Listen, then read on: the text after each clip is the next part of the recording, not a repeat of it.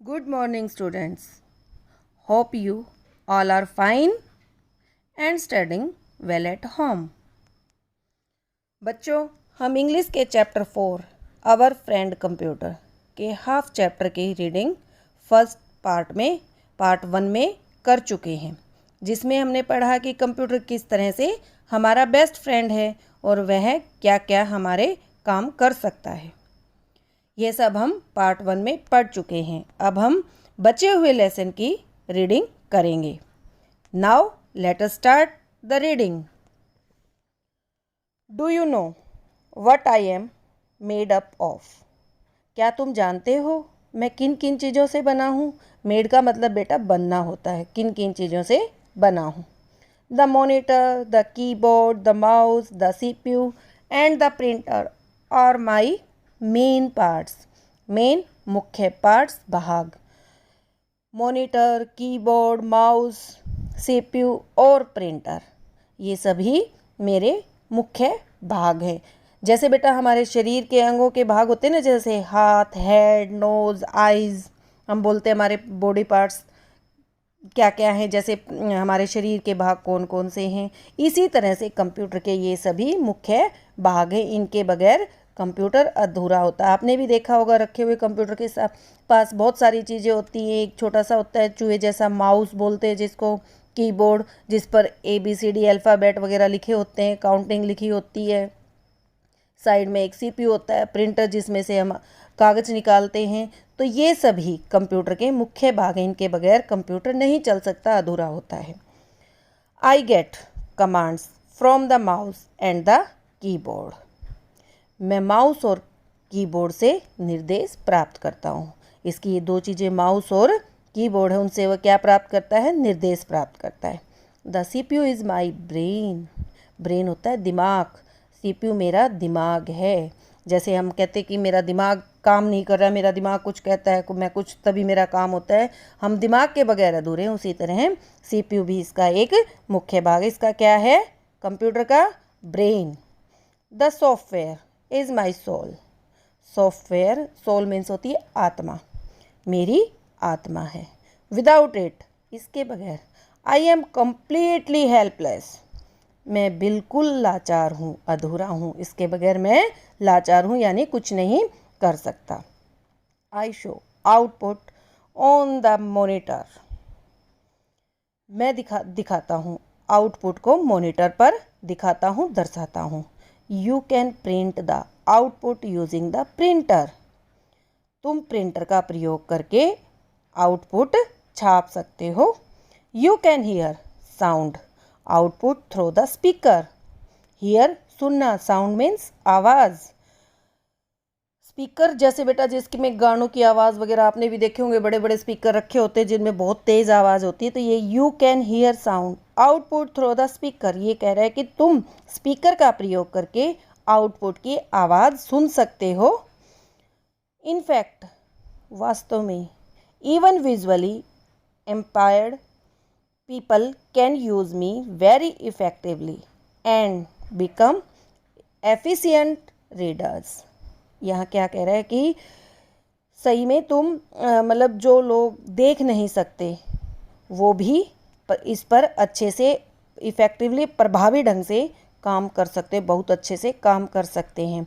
And become efficient readers, और अच्छे reader का मतलब पढ़ने वाला पाठक, अच्छे पाठक बन सकते हैं। तो क्या है कि बेटा इसका प्रयोग इतना आसान होता है कि जो लोग देख नहीं सकते वो भी बटनों की सहायता से, कीबोर्ड की, माउस की सहायता से पढ़ सकते हैं, आगे बढ़ सकते हैं। आगे चलते हैं।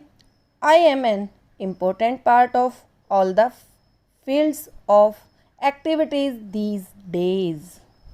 इम्पोर्टेंट मतलब मुख्य, पार्ट भाग, एक्टिविटीज़ गतिविधियाँ, दीज डेज आजकल, आजकल मैं सभी प्रकार की गतिविधियों का एक महत्वपूर्ण भाग हूँ।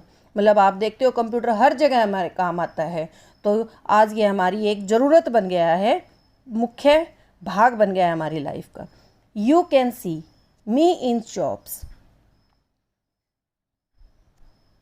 मी इन shops, offices, banks, hotels, hospitals, schools, colleges, post office, railway stations, bus stand, seaports, airports, and many other important places.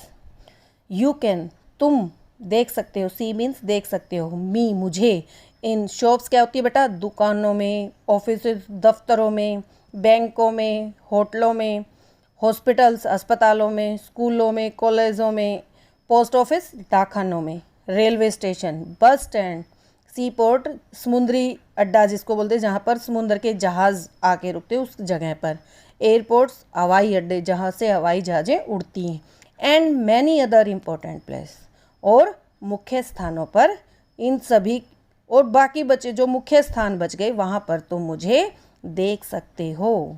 Very soon you will see me in every house. Very का मतलब बहुत, सून मीन्स जल्दी, बहुत जल्द तुम मुझे हर घर में देखोगे। मतलब मैं आज इतनी ज़रूरत की चीज़ हो गया हूँ कि मैं घर आने वाले समय में हर घर में देखने को मिलूँगा। व्हाट्स माई नेम, मेरा क्या नाम है। आई am an electronic device. Device का मतलब पहले भी आया था बेटा जब प्री रीडिंग की थी वहाँ। डिवाइस का मतलब होता है यंत्र, इलेक्ट्रॉनिक बिजली। I am an electronic device, मैं एक बिजली का यंत्र हूँ। Can you guess who I am, क्या तुम सोच सकते हो, गेस अनुमान लगा सकते हो, हु आई एम, मैं कौन हूँ। फ्रेंड्स, दोस्तों, I am none other than your computer, मैं कोई और नहीं, तुम्हारा कंप्यूटर ही हूँ। तो लास्ट में आपको पता चल गया इसने कैसे अपना इंट्रोडक्शन दिया कंप्यूटर ने, और किस तरह से हमें अंत में लास्ट में यह भी पता चल गया कि कंप्यूटर ने अपने बारे में इस लेसन में सब कुछ बताया है, कितने अच्छे से, क्या क्या मेरे पार्ट हैं, कहाँ कहाँ मेरा यूज़ होता है, कैसे कैसे ये हमारे लिए काम करता है, इस पर हम किस तरह से अपने टेस्ट दे सकते हैं, और ये हमारे काम को कैसे इजीली बहुत जल्दी कर देता है। तो बेटा आज जब हमारी ऑनलाइन क्लासेस चल रही हैं उसमें भी आपको पता होगा इसकी हमें कितनी ज़रूरत पड़ रही है। तो लेसन पढ़ के आपको लगा कि कंप्यूटर हमारा बेस्ट फ्रेंड, पक्के वाला मित्र है, जो हमारी हर मुश्किल में काम आता है और हर मुश्किल को आसान भी करता है। तो वह कौन, कंप्यूटर। कौन है, कंप्यूटर। अब इसमें बेटा नीचे थोड़े वर्ड मीनिंग दिए गए हैं, इनको भी हम एक बारी रीड कर लेते हैं ताकि आप समझ पाएँ। वर्ड मीनिंग जैसे परफॉर्म, टू डू, कार्य करना, फंक्शंस, एक्शंस, काम, कमांड्स, इंस्ट्रक्शन, निर्देश, जैसे किसी चीज़ को निर्देश देना, काम के लिए इंस्ट्रक्शन देना, सोल, स्पिरिट, आत्मा, विजुअली अम्पेयर्ड, ब्लाइंड, दृष्टिबाधित, आउटपुट, प्रोडक्शन, उत्पादक, एफिशिएंट, कैपेबल, कुशल, किसी काम में कुशल होना, योग्य होना, डिवाइस, इंस्ट्रूमेंट, यंत्र, उपकरण। ये वर्ड मीनिंग हमने कर लिए हैं बेटा। कठिन शब्द जिनको हम बोलते हैं तो ये भी आपको पढ़ने हैं अच्छे से। लेसन हमारा कंप्लीट हो गया है, आपको समझ भी आ गया होगा और कंप्यूटर के बारे में आपको पूरी जानकारी भी हो गई होगी कि आज हमारी कितनी बड़ी ज़रूरत है।